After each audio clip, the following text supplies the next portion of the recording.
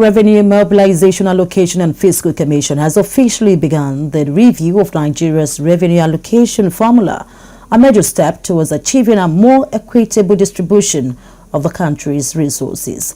The chairman of RMAFC, Mohammed Shehu, who announced this at a news conference in the nation's capital, noted that the review became necessary following current economic realities since the last review in 1992. Our correspondent, Raphael, has details of this report. It's been over 3 decades since Nigeria's revenue allocation formula was last reviewed. But now, the Revenue Mobilization, Allocation and Fiscal Commission says the time for change is now. Chairman of the Commission, Mr. Mohammed Shehu, stated that the review process will be comprehensive, inclusive and data-driven. Of course, in any federation, the federating units should compete with one another in trying to provide services to their people. It's common knowledge that every administration that comes in, majority of Nigerians focus mainly on the federal government, the president. But the reality of the situation is that there are other components, states and local governments. The aim of the review is to produce a fair, just and equitable revenue sharing formula that reflects the current responsibilities, needs and capabilities of the 3 tiers of government, federal, states and local governments, in line with the constitutional roles.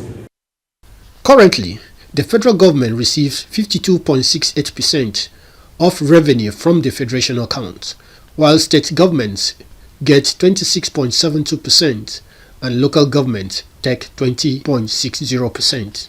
But critics say the formula no longer reflects the country's economic and developmental needs, especially at the grassroots. Accountability. And the people must be held to account. And that when you take resources from the center, mechanisms should be put in place to hold them to account. Yes, we recognize there's a federation. We recognize that each federating unit actually has certain level of autonomy, but that autonomy should not be abused, because we are working within the larger framework of a Nigerian federal system. There's no, arguments about it. It's important we give states more money, giving additional responsibilities, but very important too, when we are doing that, such funds should be tied to projects, should be ring-fenced. So for me, that should be the philosophy behind the adjustments or the upward review of the allocation formula in favor of states. We need to ensure that the Constitution is amended to be in line with the Supreme Court's judgment that empowers the local government. Otherwise, the governors are still constitutionally having powers over the local government. So therefore, we don't want a situation whereby when the allocation gets to the local government, the governors will be the one to direct what needs to be done with those resources.